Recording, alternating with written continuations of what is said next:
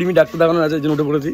বলছি উঠতামই এখন সকাল সকাল, কারণ অনেক ভোরে ঘুমিয়েছি কালকে 5:30-6টা নাগাদ। এবার অর্জুন কুমার বাগ গাইনো সার্জন অপেক্ষা করছি আমরা। আসলে রিমির প্রেশার মাপা হচ্ছিল, দেখা হচ্ছিল রিমির কতটা প্রেশার আছে। এই যে গাইনো ডাক্তার অর্জুন বাগ আর ডাক্তার অ্যান্ড আমার বড় মাসিরও ওটি খাই ডাক্তারের কাছেই করা। রিমি তোমাকে টেস্ট টিউব আনতে বললাম, টেস্ট টিউবটা আনে আবার দিলাম ওদের। তো চলো, কারণটা মেন কি তোমাদের মধ্যে? থাইরয়েডের পরীক্ষা দিয়েছে, পরীক্ষা, পেটের ফটো আর প্রেগন্যান্সি টেস্ট সেখানে করলো এই মুহূর্তে, যে তোমার রেজাল্ট কেন কেন একবার চলো দেখে নিয়েছো।